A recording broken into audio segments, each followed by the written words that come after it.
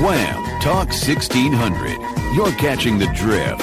Conservative talk. Intelligent conversations on local, state, and national issues with Gary Wellings, chief editor of the Current newspaper and Current Online. Join in the conversation at 734-822-1600. And now, your host, Gary Wellings. And welcome to the Saturday edition of The Drift. Good to have you all on board with us. And two special guests in the studio with me today. Ed from Ypsilanti, Ed Bondarenka. Welcome, Ed. Hey. And Ann Arbor Mike. Hello, Gary. Here in person in the studio. Good to have you guys calling in or sitting in here with me today. Let's take care of a little business. CurrentOnline.com, that's the newspaper. It's a growing conservative newspaper, and if you want to advertise your business in a growing conservative newspaper and support us, give me a call, 734-629-6010. Now, we have a whole lot of information to cover today, so we're going to try and get through this, and I brought Ed and Mike in because I appreciate and value their opinions. I like to say that I inherited the best of listeners from Bill Bennett, so thanks you guys for coming in. Thank you. Okay, so let's start out with the elephant in the room, Donald Trump. This is, in my well, he world, is big, but I mean, in my world, a man's lewd comments from 12 years ago are nowhere near on par with the details and the importance of what's happening with the WikiLeaks dump for Hillary Clinton. Well, basically what we're talking about here is locker room talk by Mr. Trump. And we're all three guys here, and we know what goes on in locker rooms. And we know that men say things that they would not want to say in public. And I got to say something, women are just as bad. Oh, absolutely. I mean, if you've ever seen women talk when they look at a guy, for instance, like where I go to swim at the rec center, I've heard comments from women when they see a guy in a tight bathing suit that would make you blush. Yeah. So now we're sitting there worried about what he said 10 or 11 years ago. And by the way, I wasn't aware of the fact that Mr. Billy Bush was a Bush. That's well, right. That tells me an awful lot. That's right. That tells me. That is far and away one of the big problems here, because is this part of an establishment GOP attack on Trump? I'll tell you, it was pretty perspicacious of them that 11 years ago they anticipated a Trump run for the presidency and set him up, man, and then held on to that soundbite till right after the email dump and the vice presidential debates. Well, it bothers me. I'm going to put my tinfoil hat on, because why wouldn't have Jeb Bush have used this during the primary, number one, is my question. But at some point, did somebody make a call to somebody, call Billy Bush, hey, Donald, you got any dirt on Donald? And they start looking through old tapes, and lo and behold, look what you find. Well, just take a look at where it came from. Yeah. It came from NBC. Yeah. So NBC is nothing more than an arm of the Democratic Party. Right. This morning, I turned on the Today Show. Okay. We've got a major hurricane in the southeast. People are getting killed, properties being damaged. And for the first 20 minutes of that show, it was the Trump bombshell. Yeah. Katie Tour comes on there. She's one of the reporters that follows Mr. Trump, and she's blasting this. Chuck Todd comes up. Chuck Todd, this is a bombshell. This is the end of Donald Trump. They've basically tried to bury the man. They gave basically 95% of that first part of that show to the Donald Trump scandal. 1.5 minutes to the email dump by Assange. Yeah.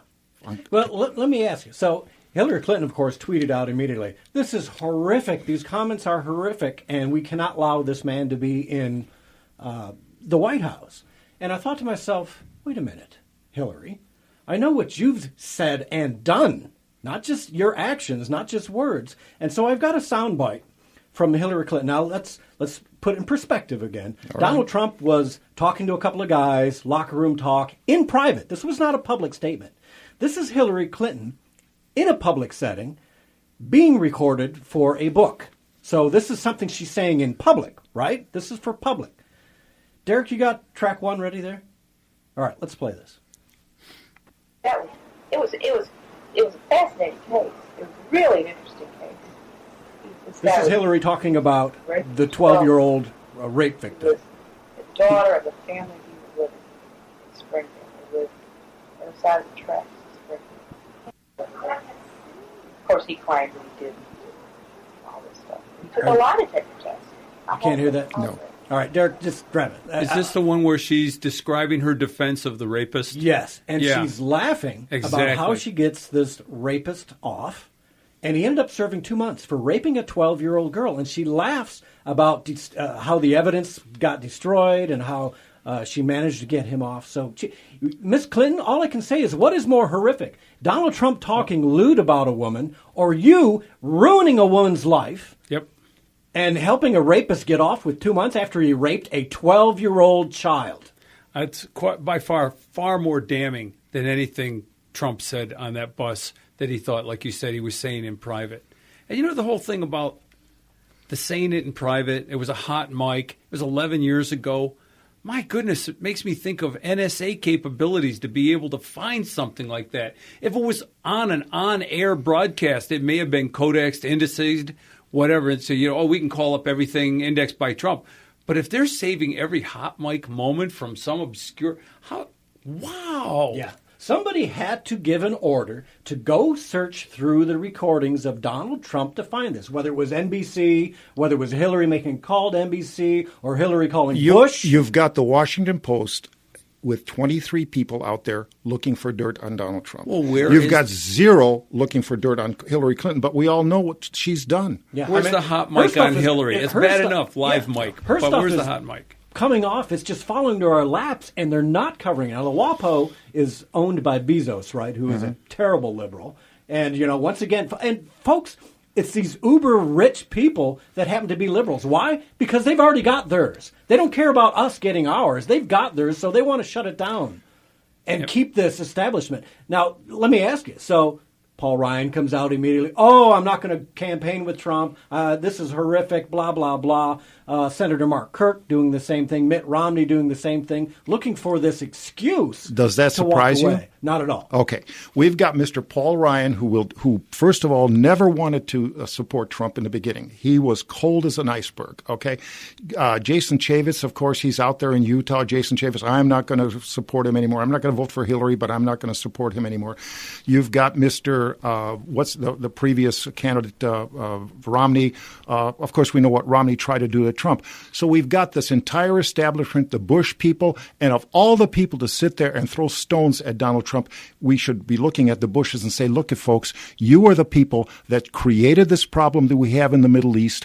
You are the people that caused thousands of American soldiers to lose their lives. You are the very people that have put veterans out there without limbs, and now you're criticizing a man who wants to protect this country and save this country.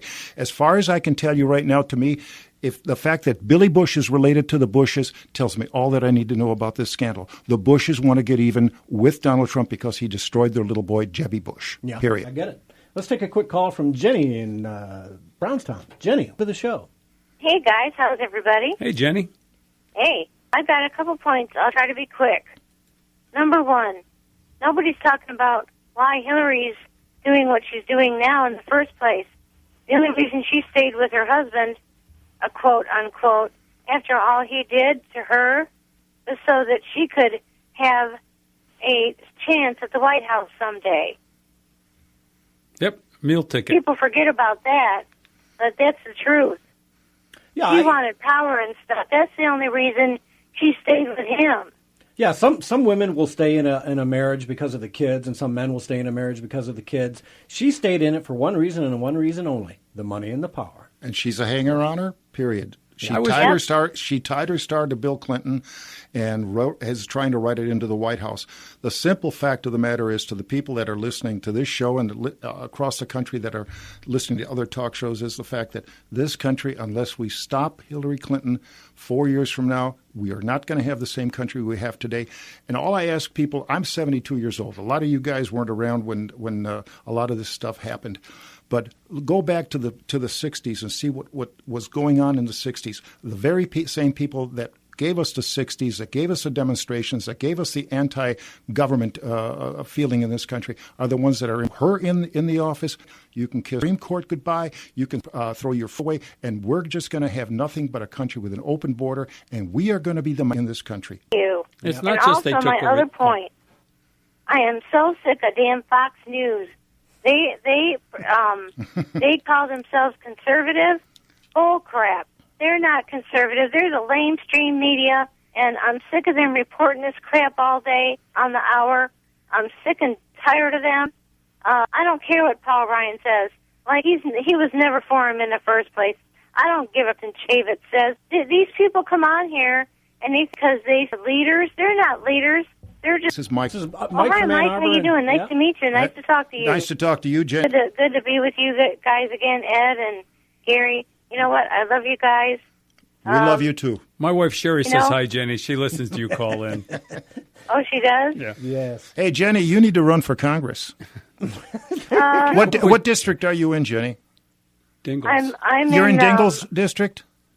Hopefully Jeff Jones. 33rd District. I'm going to tell you something about Mrs. Dingle. Mrs. Dingle is nothing but a rat. Mrs. Dingle has stood by while we got Obamacare. There's another meal ticket. And that her Oh, my gosh. You got that right. She's another coattail. And that decrepit old piece of garbage she's married to gave us Obamacare. My gosh. We need to get rid of Debbie Dingle. And for those of you people that are fed up and you see what you're paying for your health care right now, Debbie Dingle was the one that was pushing this. Debbie Dingle was doing nothing good for the American people. And if you're in her district, tell everybody, vote her out. She's a piece of garbage. I've already voted, guys. I got my vote done. Jenny, you're from Brownstown. You know Flat Rock, right? Yeah. Do you remember the old Flat Rock Theater?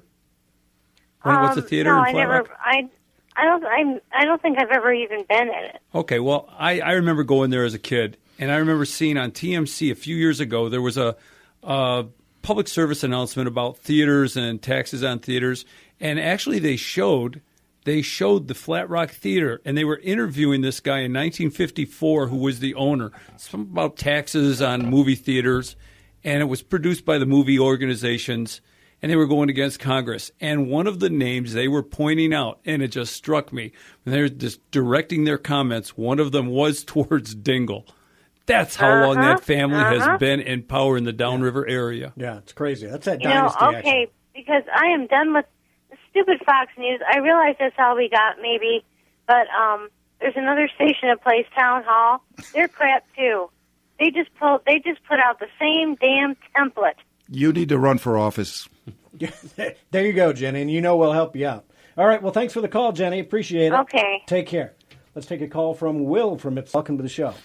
Hey, Gary, it's been a couple of weekends, sir, since I talked to you, so I kind of missed you for a minute. What do you got, Will? Well, I want to talk about this. Let's juxtapose what they have on Trump here, with a raunchy remark he made many years ago with a woman who was so disgusting that she tried to sell us what happened in Benghazi on a video and a protest. This woman is garbage. I mean, obviously, myself and everybody in the room with you right now, we know that from people like morons like Ryan and any of the other named so-called conservative Republicans. And, it's just getting to a disgusting point where drug when they open their mouth. Yeah. Well, it comes down to, and this is the fact that I think that Mike was going to here, your establishment GOP is absolutely no different than the Democratic Party. Absolutely none. The only thing I'm sorry, go ahead. The only thing the Republicans are good at is bending over, grabbing their ankles, and telling the Democrats, shove it in.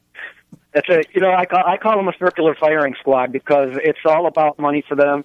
It's casting lots on us saying, let's promise them everything every 4 years, every 2 years, and then we'll go back on those promises, and we'll still be happy, and we'll still screw the American people. So that's my rant, and thanks for taking it, guys. You got it. Thanks, Will. Yep. Bye-bye. Gary, you made a remark about Bill Bennett, and I go back to the Bennett shows, and I remember when Bill Bennett was giving us everyday lockstep how great Paul Ryan was, how great a person he was, how great a congressman he was, leader he was. And I think right now we're all saying how wrong Bill Bennett was. Yeah, I'm one of those guys that had the Romney-Ryan sticker on my car for 18 months after the election. I supported him wholeheartedly. I'm going to disagree. I'm not a wholehearted Ryan guy, but I can see what Ryan's doing here. And if Ryan's not 100% Trump, neither am I. But it's a binary choice.